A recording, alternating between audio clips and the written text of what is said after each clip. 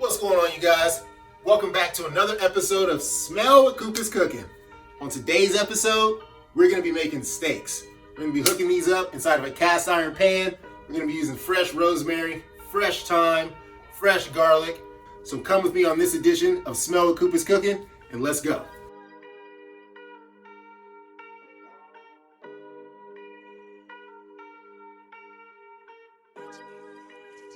All right, you guys, let's start out by showing you all the ingredients that I'm going to be using on this steak. I've got some Montreal Seasoning, butter, shallot, rosemary, thyme, and garlic. I'm also going to slice up some onions and mushroom. This is going to go on top of the steak when it's done. And when I cook this up, I'm going to be using some Worcestershire sauce. And bam, these are all the ingredients that I'm going to be using on this steak today, you guys. So first thing I'm going to do is start peeling my garlic. Slice up this shallot.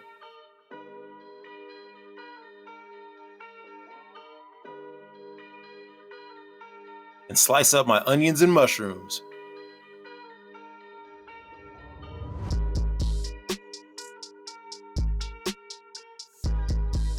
And for the star of this production, I got one bad New York stripper, also known as the New York strip steak.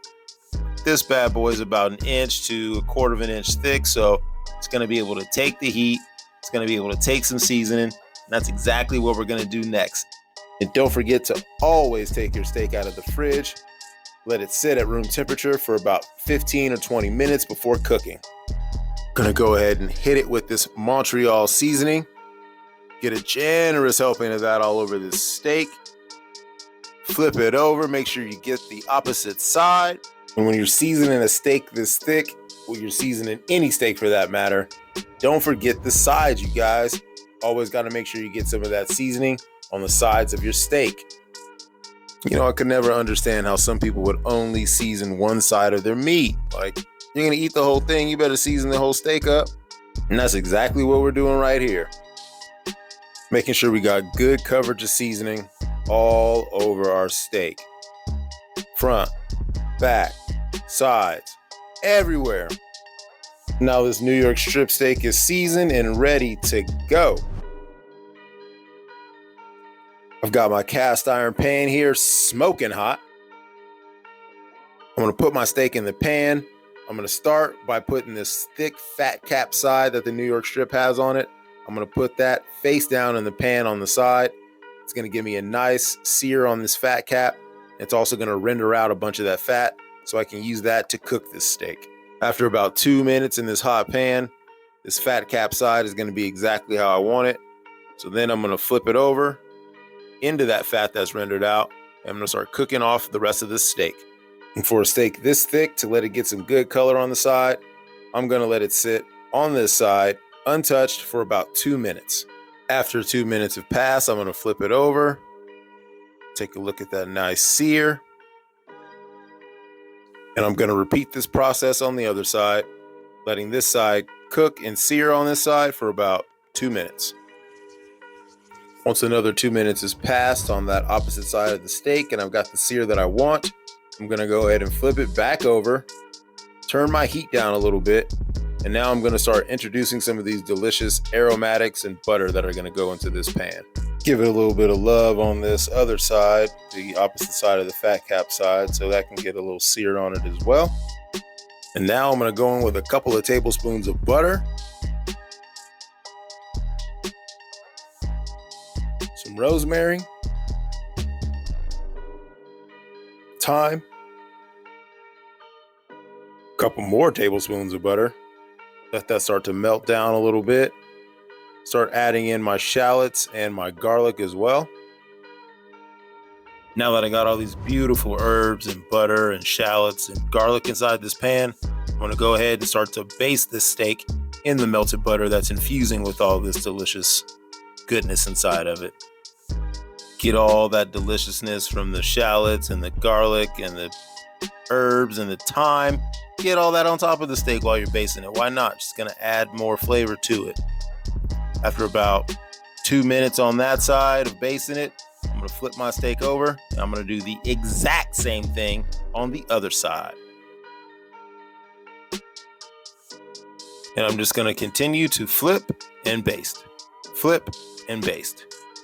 If you need to add more butter into your pan, go ahead and add some more. That's okay. Just make sure you have your fire down. Your burner is not too high on your pan because you do not want to burn your butter. You want this butter to stay a nice golden brown, which is going to add such a delicious caramelization and flavor onto the steak.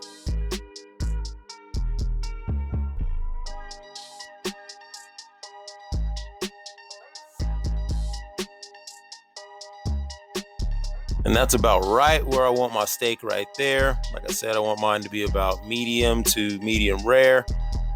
So now that I got my steak where I want it, I'm gonna go ahead and take out my rosemary and my thyme, get out those garlic cloves, scoop up a little bit of these shallots as well. And I'm gonna rest my steak on top for about 15 minutes. Back over to the cast iron that we just took the steak out of. I've got the shallots still inside with a little bit of that butter and the drippings from the steak. I'm going to turn my heat back up, and into this pan, I'm going to be throwing in my onions and my mushrooms. It's going to be going on top of this steak. Once I got the onions and mushrooms in, I'm going to hit it with this Worcestershire sauce and start sauteing all this up in the pan. Sprinkle a little bit more of that Montreal Seasoning on top. After a few minutes sauteing these mushrooms and onions, it should come out looking a little bit like this. Now that our steak is fully rested, let's go ahead and slice into it. So juicy, so moist, not dried out, not a thick hunk of shoe leather sitting there. A moist, tender, juicy, delicious New York strip steak right before your eyes. Go ahead and slice myself off a little piece right here. I gotta see how it tastes, y'all. Let you guys see it in the camera here. Let's see if I can focus it a little bit so you guys can see it. Oh, look at that delicious juicy piece of steak right there. Let's go ahead and sop this up in a little bit of these juices here on the side. And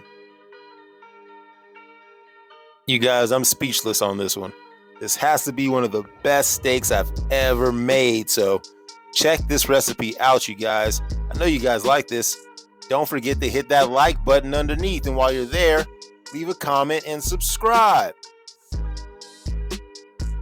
Let's go ahead and plate up some of this steak here. I'm going to lay my steak down on a bed of this rosemary and thyme that I cooked it in. Put a little piece of garlic there as well, just in case it tickles your fancy at all. And on top, I'm just going to put a generous helping of this onions and mushrooms that I sauteed up in the pan and all the drippings from the steak. And this is going to top off our delicious New York strip steak. I got to slice into another piece of this with the onions and the mushrooms and get me a little scoop for Coop. Man, you guys, I cannot speak for how delicious this steak is. I'm over here smacking, so you guys are definitely going to want to try this one out. There you have it, you guys. Steak cooked in a cast iron pan. Make this for your significant other next time you guys are having date night at home. I'm sure it's going to knock their pants off.